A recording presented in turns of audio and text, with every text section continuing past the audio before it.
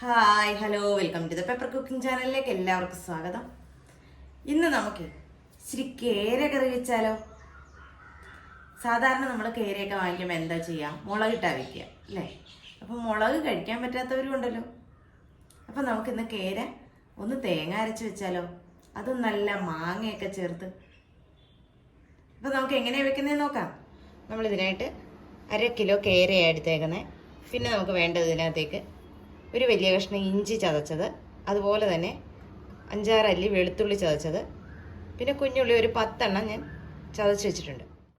നമ്മൾ ഒരു ചട്ടി അടുപ്പത്തോട്ട് വെച്ചിട്ടുണ്ട്. അതിലേക്ക് നമുക്ക് അല്പം വെളിച്ചെണ്ണ ഒഴിച്ചു കൊടുക്കാം. വെളിച്ചെണ്ണ ഇനി ഒന്ന് ചൂടായിട്ട് വരട്ടെ. നമ്മുടെ എണ്ണ ചൂടായി വന്നിട്ടുണ്ട്. നമുക്കിതിലേക്ക് ഒരല്പം കടുക് ഇട്ട് കൊടുക്കാം. നമ്മുടെ കടുക് പൊട്ടി വന്നിട്ടുണ്ട്. ഒരു 1/4 ടീസ്പൂണോളം ഉലുവ ചേർത്ത് കൊടുക്കാം.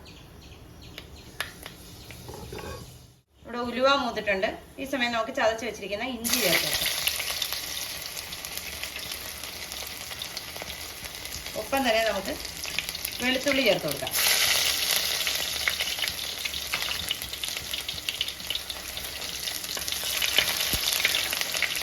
ഇതേ സമയം ചെറിയ ഉള്ളി ചതച്ച് വെച്ചിരിക്കുന്ന ചെറിയ ഉള്ളി അതും കൂടി ചേർത്ത് നമുക്ക് നന്നായിട്ടൊന്ന് വഴറ്റിയെടുക്കാം. കറിവേപ്പില നമുക്ക് ആവശ്യത്തിന് ചേർത്ത് കൊടുക്കാം. ഒരു കുഴപ്പമില്ല. ഇതിനായിട്ട് നമുക്കൊരു അരപ്പ് തയ്യാറാക്കണം. അതിനായിട്ട് ഞാൻ ഒരു അരമുറി തേങ്ങ ഇവിടെ ചിരണ്ടി എടുത്തിട്ടുണ്ട്. അപ്പം അത് നമുക്ക് മിക്സിയുടെ ജാറിലോട്ട് ഇട്ട് കൊടുക്കാം. ഇത് ഒരുപാട് എരിവുള്ള കറിയല്ല. മുളക് കൂട്ടാൻ പറ്റാത്തവർക്കൊക്കെ കൂട്ടാൻ പറ്റിയ നല്ല അടിപൊളി ഒരു മീൻ കറിയാണ്. ഒരു 1/4 ടീസ്പൂണോളം പെരിഞ്ജീരകം, അതേ അളവിൽ തന്നെ കുരുമുളകും. ഇത് രണ്ടും കൂടെ ചേർത്ത് നമുക്ക് നന്നായിട്ട് ഇതൊന്ന് അരച്ചെടുക്കാം. നമ്മുടെ ഉള്ളിയെല്ലാം നന്നായിട്ട് മൂത്തിട്ടുണ്ട്. ഇതിലേക്ക് 1/4 ടീസ്പൂൺ മഞ്ഞൾപ്പൊടി ചേർത്ത് കൊടുക്കാം. അതുപോലെ തന്നെ 1 ടേബിൾ സ്പൂൺ കാശ്മീരി മുളക് പൊടി അതും നമുക്ക് ചേർത്ത് കൊടുക്കാം. മുളക് പൊടിയും മഞ്ഞൾപ്പൊടിയും ചേർത്ത് കഴിഞ്ഞാൽ നന്നായിട്ട് നമ്മൾ ആ പൊടിയുടെ പച്ച മണം മാറുന്നവരെ ഒന്ന് വഴറ്റി കൊടുക്കുക. ഇനി നമ്മുടെ മുളക് പൊടിയൊക്കെ ഇവിടെ നന്നായിട്ട് മൂത്ത് വന്നിട്ടുണ്ട്. ഇതിലേക്ക് നമ്മൾ ഒരു മാങ്ങ, നല്ല പുളിയുള്ള പച്ച മാങ്ങ അരിഞ്ഞതാണ്, അതും കൂടെ ചേർത്ത് കൊടുക്കാം.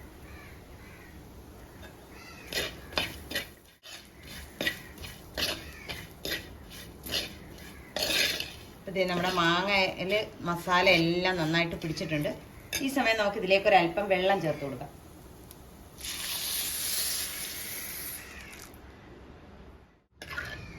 നമ്മുടെ മാങ്ങ ഒന്ന് തിളയ്ക്കാൻ വേണ്ടി മാത്രം അതിനാവശ്യമായൊരു വെള്ളമാണ് ഞാനിവിടെ ചേർത്ത് കൊടുക്കുന്നത്. ഏകദേശം 1 ഗ്ലാസ് വെള്ളം ചേർത്ത് കൊടുക്കാം.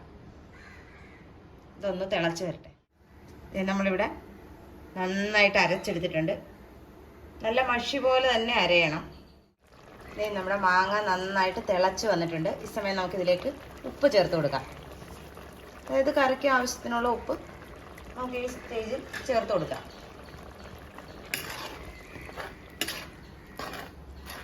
നമ്മുടെ മാങ്ങ ഒന്ന് വാടി നമ്മൾ ആ ഒഴിച്ച വെള്ളത്തിൽ തന്നെ നമ്മുടെ മുളക് പൊടിയൊക്കെ ഒന്ന് കുറുകി വന്നിട്ടുണ്ട് നമ്മുടെ അരപ്പ്. ഇനിയിപ്പോൾ നമുക്ക് തേങ്ങാക്കൂട്ട് ചേർത്ത് കൊടുക്കാം. ഇങ്ങനെ തിളച്ച് എണ്ണ സൈഡിൽ തെളിഞ്ഞതിന് ശേഷം മാത്രമേ നമുക്ക് ഈ തേങ്ങാക്കൂട്ട് ഇതിലേക്ക് ചേർക്കാവൂ.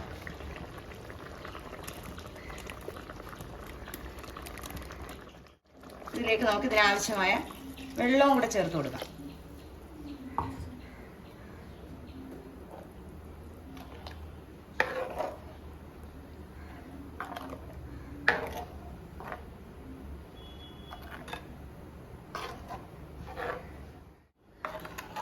നമ്മുടെ കറിക്ക് ആവശ്യമായ വെള്ളം ഞാൻ ചേർത്ത് കൊടുത്തിട്ടുണ്ട്.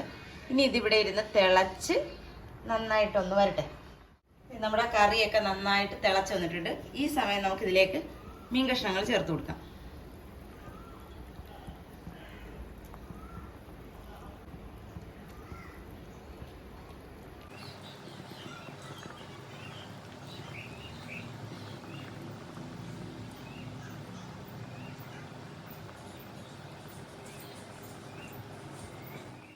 ഉടനെ നമുക്ക് തവി കൊണ്ട് നടക്കാം. പിന്നെ നമ്മൾ തവി ഉപയോഗിക്കത്തില്ല. ചുറ്റിച്ചെടുക്കുകയേ ചെയ്യാവുള്ളൂ.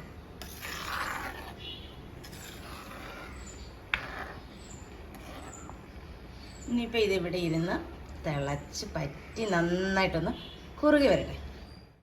അപ്പോൾ അതേ നമ്മുടെ കറിയൊക്കെ പറ്റി നല്ല സെറ്റായിട്ട് വന്നിട്ടുണ്ട്. കണ്ട എണ്ണയൊക്കെ എണ്ണ തെളിഞ്ഞ് വരണം. അതാണ് നമ്മുടെ ആ കറിയുടെ പരുവം എന്ന് പറയുന്നത്. അപ്പോൾ ഇതിനകത്തേക്ക് ഞാൻ ഒരു പൊടിക്കൈ എന്ന് പറയുന്നത് നമ്മുടെ വറുത്ത് പൊടിച്ച ഉലുവയില്ലേ, അതൊരു നുള്ള് ഒന്ന് ചേർത്ത് കൊടുക്കുക. ഒരല്പം ചേർത്താൽ മതിയാവും. അല്പം ചേർത്ത് കൊടുത്തിട്ടുണ്ട്. അപ്പോൾ നിങ്ങൾ ഇതുപോലെ ഒന്ന് ട്രൈ ചെയ്ത് നോക്കുക. വീഡിയോ ഇഷ്ടമായാൽ ലൈക്ക് ചെയ്യാനും ഷെയർ ചെയ്യാനും കമൻറ്റ് ചെയ്യാനും മറന്നു പോകരുത്. നല്ലൊരു വീഡിയോ ആയിട്ട് കാണുന്നവരെ ടാറ്റാ ബൈ ബൈ.